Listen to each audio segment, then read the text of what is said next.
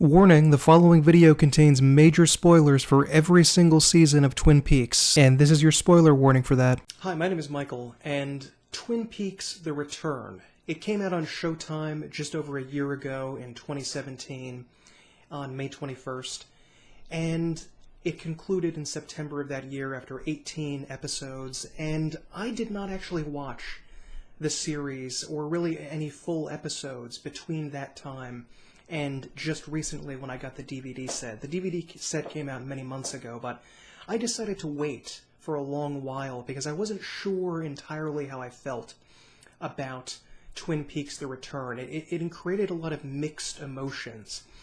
And like any great meal, it needs time to digest so you really know how you feel about something. There were so many things in the original Twin Peaks that it took months or years for people to figure out after thinking about and meditating on for so long and trying to discern what any of it meant. And I really needed some time to discover what my thoughts were on it. And I just recently, over the past couple of weeks, did my first rewatch of it, and I want to give you my thoughts about that. My first impression was that the first 4 hours of Twin Peaks: The Return, that first 4 episodes, that is a masterpiece. That is absolutely great. That can be watched over and over again. It's interesting, it's engaging. Unlike a lot of other media, especially a lot of other television shows, I'm not like checking my watch while I'm watching it. I'm totally engaged in everything that's going on. Visually, comedically, it works. When it's scary, it is pretty frightening to some degree. And all in all, it's just very, very arresting television. I absolutely loved everything with the weird sea of purple that Cooper goes down to and his efforts to escape the lodge, and the opening moments with Mr. C are terrifying and great, and it's just, we finally get to see in this perfect, beautifully done way. We recognize that 25 years of this guy existing in this world have gone by, and he just acts like this incredible negative force of darkness in just the first few minutes that we see him. And Kyle MacLachlan is just absolutely perfect as this character. And it was during the rewatch that I finally realized something. This guy is Randall Flagg. This is the perfect interpretation of that Stephen King arch-villain, Randall Flagg. I mean, he's right here. He's perfect. He's like this dark sorcerer mixed with this kind of sleazy rock and roller type guy, and it's perfect in that role. And Kyle MacLachlan does an extraordinary job. He definitely deserves to be recognized and get an award for it for his variety of roles in this, but especially as Mr. C. It's incredible that he played the greatest hero ever on television, I think, in the original Twin Peaks, and he's actually playing one of the great villains ever put on television in Twin Peaks: The Return. That's an incredible mirror image of where we went in 25 years. I absolutely thought that was incredible. Everything about this first 4 episodes where they're starting to investigate and we see Gordon Cole more, it's great. After that, though, it really begins to break down. I actually enjoyed some of the Las Vegas stuff in just those first couple of episodes where we see Dougie Coop. Some people don't like me calling him Dougie, that I should just call him Dale, but he's not Dale. If he's Dale, he's severely brain damaged or missing something. There's not quite the same light in the attic that there was before. There's something a little bit different about him. And that beginning moment where he's winning all of the jackpots at the casino, incredible, loved it. But after that, almost every single thing that happens in Las Vegas, I thought was extremely tedious. It was focusing on something so boring and banal compared to the regular story that I absolutely ended up hating it. Dougie's scenes are incredibly frustrating to watch. Nothing happens. It's so dreary and boring. You're watching a comatose person. It doesn't make sense. It's just not funny to me. If it's, knee-slappingly hilarious to Lynch and Frost, that's great, but, I think it failed to connect with quite a few people. It was just so difficult to view any of this. Much of the other things that go on there are very, very hard to watch and pay attention to. I was just, nodding off while watching them. It occurs to me that Frost and Lynch are both older gentlemen. It really feels like comedy for geriatric people. It's so slow and it just takes so much time to get done. And I'm a person that appreciates slow things. You know, I like, Tarkovsky is one of my favorite directors, so I like a slow story, but this was just slow and boring. Most of the people there in Las Vegas I couldn't stand. I didn't really like Naomi Watts' character in this, who is like a lot of, more than a couple of wives in this, are just sort of this screeching harridan, and that's all their character is most of the time. And it's just kind of like uncomfortable to watch her, her rage all the time, and how she's just up and angry at everything for some reason. It just goes on for so long that I have that fast forward button ready to go as soon, practically all the time, just to get out of some of that Las Vegas nonsense, which is just dross, that is really clogging up this series. With the exception of Candy. Loved Candy, thought she was amazing. I think Candy should move to Twin Peaks, and she should be on the show from then on, but everything else, even the Mitchum brothers, who are played by very good actors, I mean, it's done well. No, there's no bad acting, I thought. It's just sort of boring and irrelevant compared to what's really going on in the bigger story. I guess I did like the guy from Mulholland Drive, now that I think about it, but that's really, that and Ike the Spike are kind of, whatever. The fact that we didn't get to see more of the main cast of characters is especially disheartening because, Lynch and Frost must know, because they're approaching the same situation themselves, that these guys are getting older. They're reaching advanced age. Some of them have already died. Some of them died during shooting, like Catherine Coulson. So to deliberately avoid putting them on the show or putting them only there for like a couple of minutes seems really insulting and ridiculous. Why would you take these characters? We're lucky enough to have these guys still be alive and still be acting, and some of them aren't, like Michael Onkeen, and you just sort of deliberately ignore them and don't put them on the show? That really just doesn't seem to make sense, or only put them on there for a few seconds while focusing on something else. It just feels really, really frustrating. It was really, really painful to sit through there and realize that our Dale Cooper, only appears in reality for 5 minutes, maybe 10 minutes. I don't know. Someone must have actually counted the minutes, but it kind of made the fact that we didn't see Dale. If I had to praise it, it did make his defeat by Bob at the end of the second season more impactful, because it magnifies the sacrifice that Dale makes in the original series, and we realize that he's never really going to come out of there. That death was... There's permadeath in Twin Peaks, and he's really not going to be able to come out anywhere. Not like, he suffered a reverse, and then immediately he's back and he's fine. It adds a kind of finality and a kind of darkness and cruelty to what happened with him and Bob in the Black Lodge. If you confront the Black Lodge with imperfect courage, you're supposed to have your soul utterly annihilated. That didn't happen, but Dale is still permanently affected by what happened at the end of the second season, so that's kind of neat that they sort of drive home how vicious and how successful Bob was in defeating Dale, even though it means that we don't get to see him very much in the new series. I did enjoy the sequences in Buckhorn, South Dakota, and elsewhere with the police investigators in South Dakota, but also the FBI agents that go and investigate. I did like Christabel as Tammy Preston, even though based on the book, that is not quite who I thought was going to be playing that character. She sort of acted kind of different. That's the sort of a different interpretation of her. I did enjoy seeing so much more of Gordon Cole and Miguel Ferrer as Albert. That was a great moment. I did like seeing them go through the investigation. But I was also gripped by the knowledge that we know what's going on. They're not really investigating anything because they don't know what's going on, and we do, as the audience, know what's happening.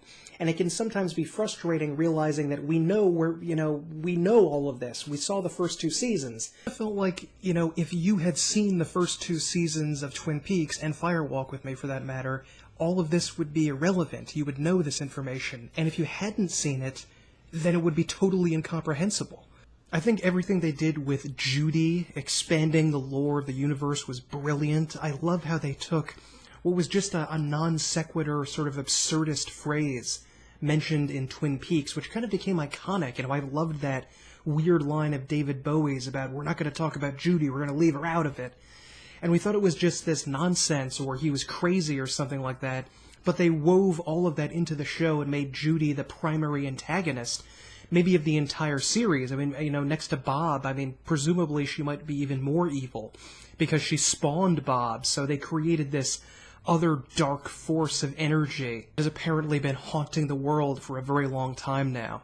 And of course, I absolutely adored episode 8, which I think is one of the best episodes of television ever on the entire history of TV. That was amazing. That moment where Cooper gets shot, and then we see the woodsman for the first time run over to him, and we hear that weird piano music plinking away in the background. It was genuinely eerie and creepy. And then, of course, the threnody for the victims of Hiroshima, and we see the black and white nuclear bomb blast. And we learn apparently something terrifying about the nature of the Twin Peaks world, that these hideous monstrosities are in some way given power by man's evil, by the act of creating the nuclear bomb and increasing technological abilities, which is something that also shows up, the constant use of technology all around us, has allowed Judy perhaps to strike back against the advancements of mankind by sending all of this evil to plague the world. Maybe it gave Judy the in to allow her to send all of this evil because of man's great, terrible evil. If Bob is just the evil that men do, then the evil of creating nuclear weaponry is something that allowed Judy an enormous amount of power. And seeing the whole black and white segment where they go back to the 50s and they're walking around there and we see the frog moth and Sarah Palmer and it invades her so creepily. This is among the greatest television that's ever existed. It's completely amazing, and I absolutely loved that episode. I can watch it over and over again. And mostly Twin Peaks, the third season, wasn't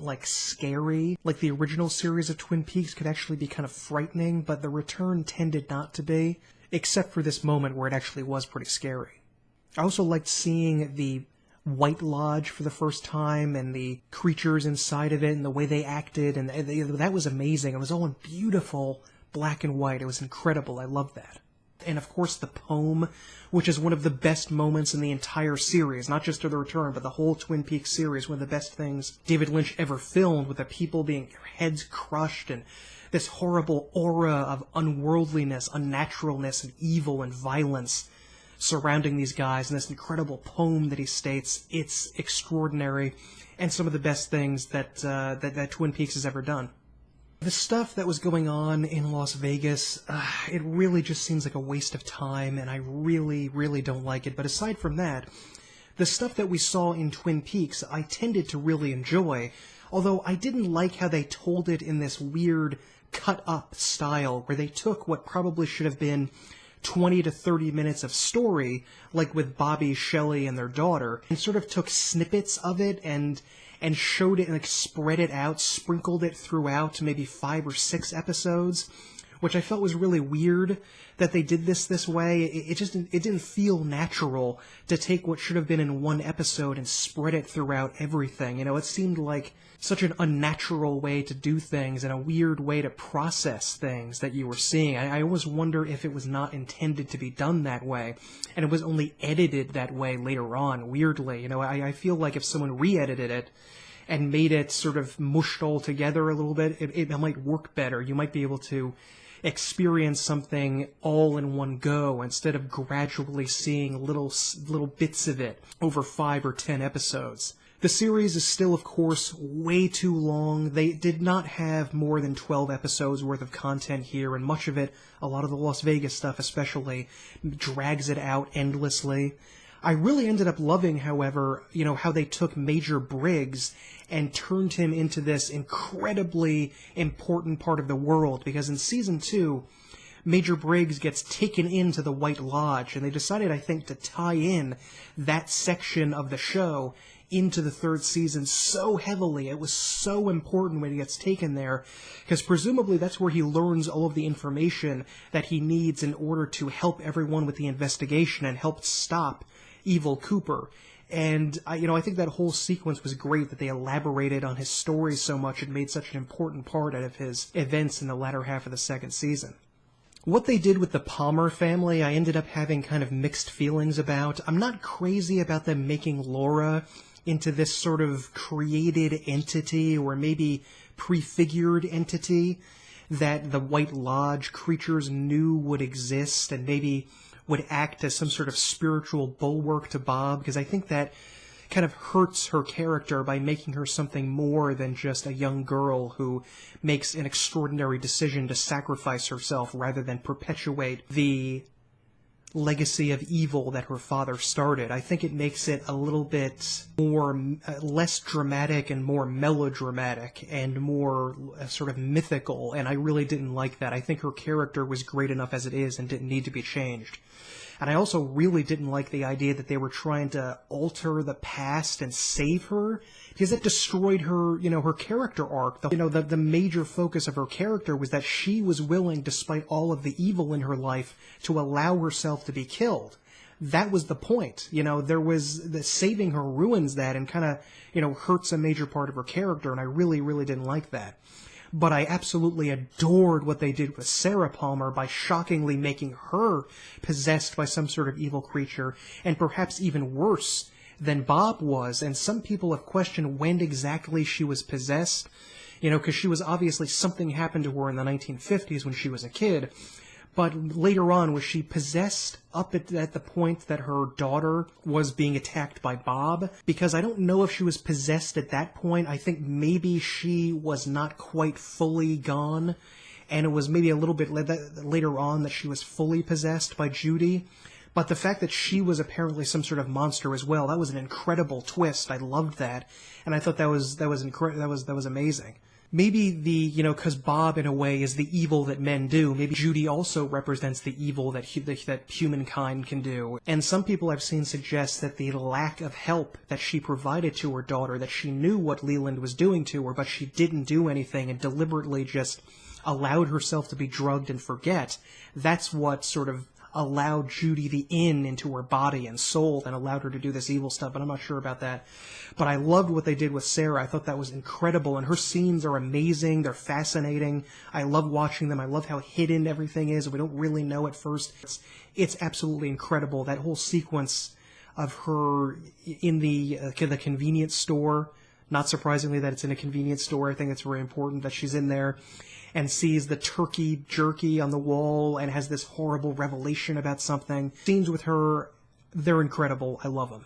One of the things that was really frustrating while watching it, but later on I ended up liking it a lot more, was the scenes at the bar at the end of the series, and just in general a lot of the weird side things we saw going on in the town of Twin Peaks. Initially, it struck me as really weird and boring and sort of irrelevant and to the overall story and very difficult to parse. But it ended up working in a way, because the first season of Twin Peaks was very heavily focused on the burning the sawmill subplot, the destruction of the Packard sawmill that ended with hundreds of jobs being lost to the local community. And I think the third season in a way is really calling back to that, because one of the first things we see in the town of Twin Peaks is that the sawmill was never rebuilt. That industry of people, of the old-fashioned America of industry and manufacturing, that is all gone, and those jobs have just been lost and destroyed. And the sort of modern wasteland in Twin Peaks of commodities and consumer capitalism and people just generally being unhappy and miserable, and sort of there's a weird sickness going around the town. It seems people are dismally poor. They can't even afford to go to the doctor. Everything just seems dark and sad, and there's a lot of misery and unpleasantness going on in the town, and I think that really magnifies the importance of the first season, where we see all the shenanigans where these millionaires are playing around with people's lives, and in reality it has this terrible effect on the town that it never recovers from, and leads to poverty and misery and a destruction of part of what the town is. So I ended up really liking that part of it, although it's still very obtuse, I think, especially if you've never seen the earlier seasons of Twin Peaks, to contrast what the Twin Peaks of 2014, or whatever it said, take place. The 21st century Twin Peaks is a very different place, with a lot more violence and unpleasantness. The sense of community seems to be fading heavily in the town. I ended up thinking, several months after watching the show, that is the story a kind of meta-narrative about the concept of becoming obsessed with a TV show? That, when David Lynch in one part of the series, as Gordon Cole says, we're like the dreamer who dreams and then lives inside the dream. I began to think that, is that what the show is about in the third season?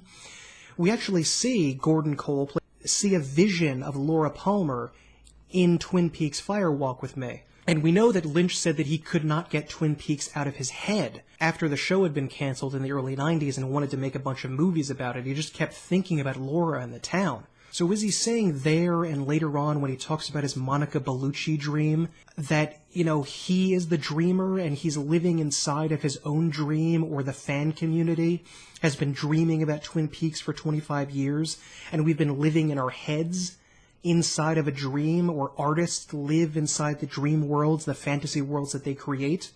That's what I've been thinking about, and I thought that was an interesting concept of looking at it in a way. The music ended up being a little bit irritating. I didn't really care for most of the bands, and it lacked the kind of magic that the original series had with the Angelo Badalamenti score. Here it was so faint. Or they had some interesting bands here and there, like when Vanessa Del Rio played, or the Chromatics, but most of the time it was just kind of boring, and I just turned it off at that point. It just doesn't interest me from that point on. Where the show really began to lose me was in episode 17. In what happened when Mr. C, the evil Cooper, is taken back into the lodge and finally destroyed. And everything that happened there seemed sort of ridiculous, almost like a joke. Everything that was perfect about episode 29, where we see Bob victorious over evil Cooper, and all of our ideas and fantasies about what would go on in the Black Lodge were totally upended, and we got some of the best television ever filmed. What happened in episode 17 seemed ridiculous, like the death bag of Bob, which is like this orb that looks shockingly like a Langolier from the Stephen King miniseries. As he pops out and then this random guy punches him to death, it feels like a joke. It feels like Lynch and Frost are saying oh, what do you want, Bob to be destroyed or something? You want to have some big action scene? Well, here you go. It almost seemed like they're making fun of that idea. It just seems so idiotic. And then afterwards, we actually get to see, amazingly, Cooper superimposed over himself, and then the entire scene saying that we live inside of a dream. And it calls into question everything that's been going on in the entire series. Some people think that the entire third season is a dream, and that Cooper is just in a loop where he's dreaming about it, and his soul really has been annihilated like the Black Lodge said it would be. And but I don't really agree with that. But after that happens, Diane seems to pop out of the Black Lodge and inhabit and sort of transform from Nido into Diane. I guess, where has Diane been all of this time? Why was she there? Why is she willing to sacrifice herself again in this way? The scene weirdly transitions from this point and teleports away into the basement of the Great Northern Hotel, but in the basement, that's obviously not where Cooper's room was, so why is it making it like Cooper's room was down there? It's like the fantasies are merging together and they can't keep it straight and it's not working right. Why would it be in the basement there? And then Cooper goes on his weird trip to save Laura, and then I think a second timeline gets created from what I've read online about this, supposedly, and he goes into an alternate dimension that is either a different timeline from the one we originally know, or some sort of constructed world that was created by Judy, I guess, in order to hide Laura away or something like that. I'm not sure exactly why this happened, and Cooper actually, I don't mind episode 18. It's 17 I have the problem with. 18 I'm okay with. I think this would have been a great end to the story, showing Dale Cooper, forever lost in an alternate dimension or the Black Lodge or somewhere far, far away where he had never come back from, and maybe transformed into another person after his soul was annihilated. That, I think, would be a great ending. I don't mind a dark, weird, almost incomprehensible ending. What I don't like is the lead up to this is nothing. There's no Cooper that we get to see. It would have been amazing if we got, 17 episodes of the real Agent Cooper acting normally And then everything was stripped away from him at the end because we thought he was going to live happily ever after, but of course he doesn't. I didn't really like that. I would have been okay with 18 if the rest of the series had treated Cooper very, very differently. I also just didn't, speaking of the Bob Ball or Death Bag or whatever, I really didn't like the introduction of CGI special effects like the whirlwind in the sky or the gold light coming up in front of the kid's body after he dies, like his soul is transferred to the electrical wires. I thought that was kind of cheesy looking, and it lacked the visual imagination that Lynch used a kind of Grand Guignol magical kind of feel in the earlier films with editing and trickery and weird music and sound effects to create a sense of the mystique of the Black Lodge. But here, all that he has is just like, oh, there's a magic light in the sky that only Carl Rod can see. And it's like, what? What is going on? It looks lazy. It looks like somebody who, couldn't really think of something cool and interesting to do like you would have in Firewalk with Me, making it a little bit too on the nose, and I ended up not really liking that. So overall, there's a lot of good there. I still love that I have this series and I watched it. I lament many of the problems with it, like the fact that it's too long and feels like a 1970s era double album where there's, way too much extra dross stuffed into the great stuff. And I hate the Dougie scenes, but I can always fast forward through them, nothing wrong with that.